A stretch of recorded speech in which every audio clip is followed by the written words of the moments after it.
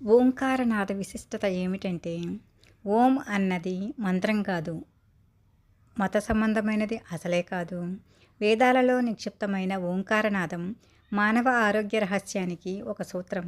ప్రాచీన కాలంలో ఋషులు వాతావరణ ప్రతికూల పరిస్థితులను తట్టుకుని ఉపవాస దీక్షల్లో కూడా ఆరోగ్యవంతులుగా ఉండడం వెనుక ఓంకారనాదమే రహస్యం.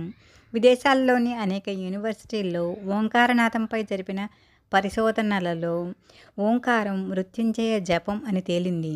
నాభిలో నుంచి లయబద్ధంగా ఓంకార పదాన్ని పలకగలిగితే మానవుడి ఆరోగ్యం పరిపూర్ణంగా ఉంటుంది. ఓంకారం 15 నిమిషాల పాటు ఉచ్చరించగలిగితే రక్తపోటు తగ్గుతుంది, రక్త ప్రసరణ సక్రమంగా జరిగి గుండె ఆరోగ్యం మెరుగుపడుతుంది, మానసిక అలసట అలజడి తగ్గి ప్రశాంతత కలుగుతుంది, ఊపిరితిత్తుల పనితీరు మెరుగుపడుతుంది, జీర్ణ ప్రక్రియ దారిలో పడుతుంది, థైరాయిడ్ పనితీరుని క్రమబద్ధం చేస్తుంది. ఓంకారంలో ఉన్న మహత్యం అదే. దీన్ని మతానికి జత చేయడం వల్ల ఓంకారం మానవాళికి కొంతవరకే ఉపయోగపడుతుంది. లోకా సమస్త సుఖినో భవంతు.